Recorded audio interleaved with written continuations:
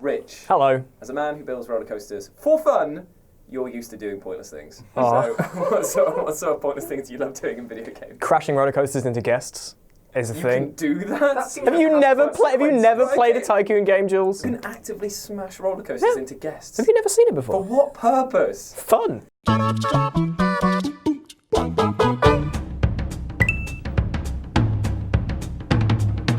I do a lot of pointless things in video games, but before I begin, I just want to give a big shout out to Dan. Thank you very much for this shirt, by the way. If you want to send any more horrible Hawaiian shirts, then you can just go to my Twitter, @RetroJ, and get the address of, I'm sure Rich is going to pop that up right there. This thing, I've decided that I want to be Max Payne for the rest of my life, so I'm just going to wear only horrible shirts now. You start doing really moody monologues whenever you come into the office. I do. You integrated me. That piece of shit. That's a bit nasty. I think that would get me even more hated here. But anyway, right, so the pointless things that I do in video games, I've got two choices today. The first one is that when playing like an open world game, any open world, I kind of like to challenge the developer's idea on that and see just how far that open world goes. Because one of the most annoying things I think we can all agree is like experiencing invisible walls. Like there's nothing that breaks that sort of like deep immersion than going up to something and being like, I literally can't go any further now. But I like it when games get creative with it. So some games do it well, as in they will just say like, look, you've got to go back, or they'll destroy something that you're in, or some of them will just say like, you can't go any further. But I always have to test it, and it annoys me sometimes because the quest will be over there, but I'll be running to the furthest corner of the map. Pretty much the first thing I do to be like, I wonder how they're going to keep me in this little sandbox. GTA 5 probably had the best and most memorable one for me because I got out on the little scuba, what's it called, the little jet ski, went as far as it could go, and suddenly the engine died. And it's at that point that my real life genuine fear of the ocean kicked in really big because I was like, oh, it's fine, it'll just go down and I'll die. Michael's there swimming and I'm like, oh no, I'm actually trapped here. Oh no, I pressed the button, I can go underwater and I hate not being able to see the bottom of the ocean, freaks me out, and then a shark attacked me. I was screaming with fear. I literally was like, ooh, never gonna do that again. That was horrible. But my second one that I want to talk about, pointless things that I always have to do, even if I've seen the game say auto-saving in the top corner, I have to do a manual save because I don't trust it. I don't know why. I don't trust it at all. Even though it says at the beginning, when you see this image, auto-saving is here. It's gonna be absolutely fine, mate. Take a load off. I'm just like, nah, I have to manual save as well. It has to be preserved. I have a lot of pointless things I do because I'm a sucker for immersion. I love immersion. I love being taken to a different exotic locale like 1940s era LA, which isn't that exotic now that I think about it, but you know, it's a locale all the same. And I just love kind of doing my own part to make the experience feel more genuine. So a thing that I do in a lot of RPG games, and this is before Red Dead 2, and why I love Red Dead 2 so much is that it actually does all the pointless stuff that I love to do all the time, but makes it an actual game mechanic. So for Skyrim, if I get to the coldest parts of the maps, I can't have my guy just slumming it around in like some dodgy clothes, you know, he's got to be layered up. So I layer up, even though it has no discernible effects on health, stamina, or anything. I just do it because it looks cool, and like I always change cosmetics based on a thing that's happened. So like if I've got like a bounty in a certain area of the map, I'll change my clothes because they won't recognize me, even though they will. It's because there's no point. It's just stupid. So I always do that. Always do that. And because I'm going to hoard everything like a greedy Tolkien-esque dragon, get away from my ideas. Basically, I always obey the laws of traffic if I'm playing a good character in an open world game. And considering the worst thing about this is that you quickly discover that all the AI don't know how to drive. Yep. So I'm just there in LA Noire, I'm going through that again at the moment. I'll just be driving along, you know, going along to the case, and then I'll be crossing, just going to, and then I'll just perpendicular crash. Just Cole Phelps is dead, and then yeah, exactly. And then my partner's like going, "Nice driving, Phelps. What was that?" And I'm like, "It wasn't my fault." And also, I hate running. It really annoys me in video games when I watch a playthrough and people are running in places where it's not urgent. So if I'm in, say that I'm, and also because walking is more badass, say I'm in LA Noire again, you can run around in certain buildings and go into different crime scenes while all your other partners are just there walking along, you know, chewing the fat, as it were. But if you're Cole Phelps running around and doing crazy VR animations like this, I don't know if you've seen the video, it's a really good video, it's really funny. Just, again, distracting. I would just rather run when the situation calls for it, and that makes running feel more genuine as well. Why don't you specify the parameters for when running is acceptable? Okay, so crime scene. Running? No, you can contaminate in the crime scene, you can't do it there. What if there's a murder solved? Well, yeah, you can murder this, yeah, but you're not going to be running around everywhere going, because you're going to miss something. You've got to be careful, you've got to be methodical and slow. It's the first rule of detective school, Jules. Well, I love photo modes, and I don't know if anyone else has mentioned this yet, but I can't not activate a photo mode every 30 seconds, and then I then spend 20 minutes just framing up, oh, this guy's in midair, or this punch landed just right, or I'll go back to some random fodder enemy and just hit them over and over again, just to play back every single animation from every single degree or whatever, the rotation of the camera angle, just because I love the Matrix, and I think it's the only way to get that 360 cam in everything.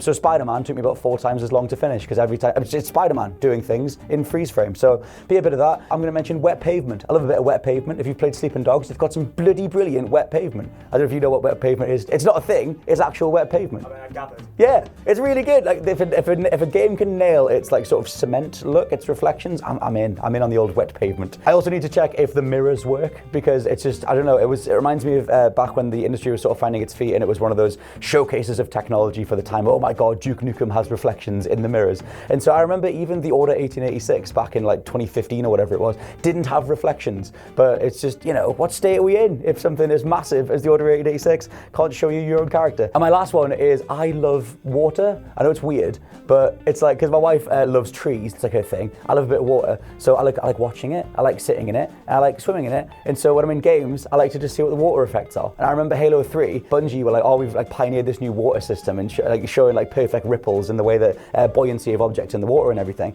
So in the map Blood Gulch, I used to just go to the little side pools, because there's 2 little pools on the side, and just sit in the water, just sit there, and the war's on, and I'm just sitting there just punching the water to see what happens, and I'm just having a lovely time. I'm so pleased you said this. Yeah. I thought I was crazy for just enjoying water and jumping in it at any point. Yeah. I didn't see him die or drown, just to swim. Just to feel it, just to be there. Yeah, Halo's water is lovely. Baldur's Gate, Dark Alliance had ripples for the first time, phenomenal.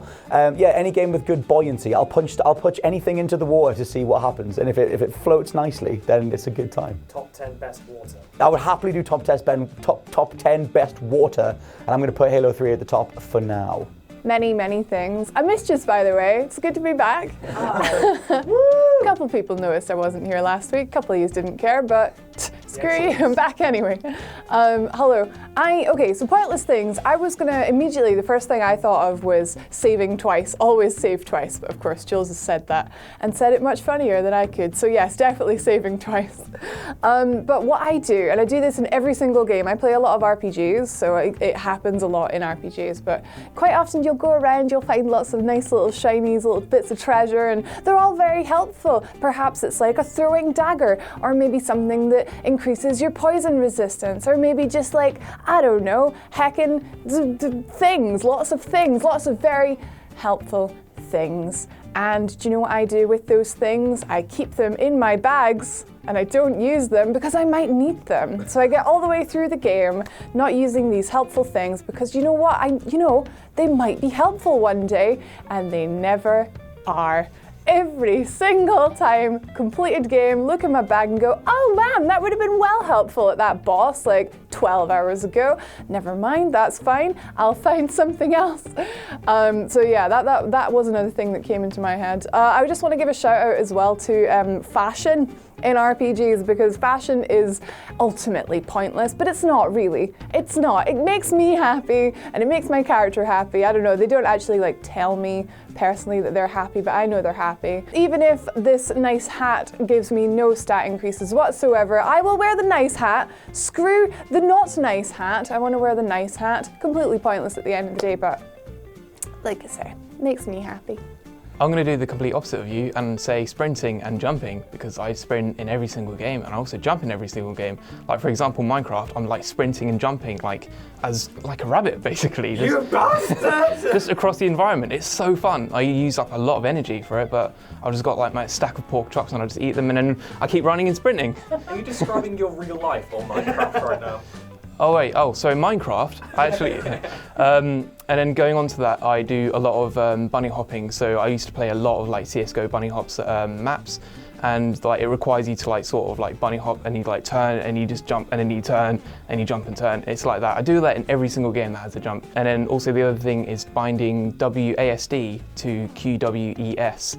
So basically, the reason why that's happened is because back in World of Warcraft, if you're playing like in PvP or PvE or something like that and you need to turn really fast, there's A and D which turns your character like that basically. But if you press Q and E, they like physically move your character left and right. However, when you want to turn like really fast, you've got to use the mouse. Like you just hold right click and you just turn around. And that requires you to like unbind those buttons, because like if you were using them, you're basically just a noob for like just turning basically. And I've just kind of like stuck with it ever since really. Just use Q and E for turning, like for moving left and right, and it's just stuck with me ever since really. So you're a monster, is what you're I'm saying. a big monster. I'm a massive nerd. Hi. I really like the little details you get in games. I love a good lighting engine. Yes, it's weird. If my character can cast shadows because of particular light sources in the game, I have a great time with that, checking to see whether all the light sources work properly, whether the shadows work properly, whether my gun model appears in shadows and things like that, because sometimes that's left out, but when it's left in, it's good. Moving on. I'm just laughing because we actually had a 15-minute chat in the car ride to Scott's about ray tracing. Or We did, yeah. This is a legitimate thing. It's a thing. In real life. Another thing in terms of detail is checking to see whether stuff breaks in a game. Right. When you walk up to a window in a game and you hit it with something and it breaks, that makes perfect sense. But it doesn't always happen. In some games, there are things you find, bottles, windows, mirrors, or just anything generally, they're all indestructible. I can fire a fat man in Fallout at a window and it doesn't break, and I think, I need to make sure everything can break. If it's meant to break, it should break. So I should be able to break it. So I always try and break things. So it actually ruins your immersion more. No, by not being able to destroy stuff. Yes. Yeah. Right, If something should break, it should break. Okay. That's a weird one. I think the weirdest one, maybe not even the most weird, I think everyone does this, sitting in a menu and just listening to the music play. Come on! I've got better things to do than sit in a menu, man. But if that's how you get your kicks, dude. To be honest, you've been sharing music from your favourite menus recently on Twitter. You shared your Call of Duty Black Ops 1 and a great menu. Black Ops 2's multiplayer menu music was absolutely banging, yo. Pretty much everything I do in life is pointless, but there are a few things I had in mind. I was originally going to say holding down and B in Pokemon to help catch a Pokemon. Apparently it increases the efficacy, but I don't think it is pointless because I'm absolutely sure it works. And Have you got any actual verification that it does? I've caught Pokemon whilst doing it. You can't argue with that scientific research. I knew a guy who was convinced he could change traffic lights by staring at them for long enough. You can. It's empirically accurate. You do it and it happens, therefore it works. Everybody knows that's how science works. Okay. I was also going to say I quite like to just, similar to Rich sitting pointlessly listening to menu music, I like to sit and watch rain falling games. I find that very relaxing. I'm possibly the only person who played Breath of the Wild who got excited at the prospect of a thunderstorm. It's like, oh, brilliant, I can't do anything for the next 10 minutes, but I can enjoy it. But no, what I will say for most games, now not a lot of people know this, I've turned into Michael Caine there, he never actually said it, I don't think. Not a lot of people know this, but in my private life, in my own company, we won't get bad at it, but I act with quite a lot of swagger. I can't do anything without a little flourish or a bit of style. Like if I'm making a cup of coffee, I'll do a little pirouette and I'll get the spoon in the drawer and I'm slicing bread. It's quite dangerous actually, but I can imagine. And it's quite the show for any of my neighbours watching. But I apply that to video games as well. So for example, in Mario Kart, when I inevitably win, I like to just do a little hop over the line, a little swerve, and then like Mario 64, when you get your star, I don't just like run into it like a spanner. I have to do a little hop, jump, backflip, ground pound onto it, you know, do things properly. If I can do anything with a particular degree of finesse, I will, even though it's not necessary, because that's the type of person I am. Well, this is kind of exclusive to Bethesda's RPGs, because imagine, their entire mantra is you can do whatever you want, you can go anywhere you want, you know, you get the big open world and you let loose, you can just do anything you want to do, apparently, except from climbing mountains to take shortcuts, because in all of these games, in all modern games, you have waypoints that sort of funnel you to where you need to be. Normally this takes like main roads or main streets, and it gives you a safe path to follow to get to your next destination, but come on, we don't have time for that. We don't have time to go the right way around. If we can eliminate some busy work, then we absolutely will. So if you're here and you need to get to there, and all that's in between is a mountain right here, you're going to try to climb over it, because theoretically that should be shorter, but obviously the devs don't kind of want you to do this, and you can if you glitch it. If you sort of shimmy your way up the mountain, jumping onto a texture here and a texture jet there, just trying to squash into it and sort of funnel your way up, funnel your body up a straight line essentially. I swear it works. You can do it. Sometimes it does, and it feels glorious. But the problem is, even if you do pull it off and you do feel satisfied, go on. Oh, you're so close. Even if you can do it, it takes more time than it would anyway to just walk around, so it's a complete waste of time and completely useless and a complete frustration, because at some point you're going to be right at the precipice of success, and then somehow your character's just going to ragdoll all the way down to the bottom. And is that going to stop you though? No, you're going to try again, aren't you? You're going to do it 10 times until you've spent half an hour. It might kill you. Even then, I wouldn't be deferred. I'd still try to get to the top of that mountain so I can get over and slide down to victory as if it was one smooth move. It fits like a glove, Ace Ventura reference. Also, I have one tiny one added on the end. Taps and toilets. Just every single game. I don't know what to expect. I should know what to expect. Water coming out of the tap, water flushing down the chain. Every single time I expect a surprise. No, just a bad texture of dripping water. You don't play Junior, mate. I've done it. I've thrown the poo around in the toilets. I've turned the taps on. Prey, I remember that for PlayStation, Xbox 360. I thought, this is next gen. You can turn on the taps. Baby. So the most pointless thing I do in a video game is what I think many a person does. We spoke about the mountain climbing, which definitely is another bad habit of mine, but one that I always do. If I can customize a character, I will spend no less than an hour customizing every single facet and every single slider. I have to press each slider at least once just to see what it does. Even if I don't want to change it, I have to go through each one, see the minimum, the maximum, have one that's a bit more, have one that's a bit less. My nose is going all over the place, got Mr. Beaker f***ing face going on. But yeah, I just have to mess with every single thing that I can with the character customization, and then make them like the weirdest like race that you can, like where it's Argonians or Khajiits or anything like that. Make them as strange and freakish looking as possible, and then bring it right back around and make one that looks like me, because I'm like, oh, I'm in the game, and then bring it back around to do one that I actually want to play as, and then debate for 20 minutes whether I want it as a man or a woman, and if I want to commit to that, and then make one that's one, and then go back and do another. But yeah, character customization I'm absolutely the worst for. And you do all of this for a game that's in first person. Yeah, exactly, man. I don't even turn it into third person, or I have a beautiful back of the head that I look at for the rest of the game where it's like, oh, lovely, lovely hair. I had one, my Oblivion, my main f***ing Oblivion save, which when I was young and naive, I didn't realise that pussy meant vagina. So I called my Khajiit player Miss Pussycat. So everyone was calling me Pussy the whole way through the game. My game save was just called Pussy. Miss Pussycat. But yeah, and like I edited it. I literally edited it. It took me 2 hours, and I started the game, went to the sewers, and then because you can edit it before you go out in the sewers again, I was like, oh, change everything, change my birth signs, change everything, all over again. Went through it all, and I got out of the sewers and started playing my game and got really invested in playing this game, and I had all this like high-necked armor on, and basically when I finally got like it was like one of these normal outfits that you've got to wear, and I put it on, and I looked at it, I was like, what's wrong with Miss Pussycat? What?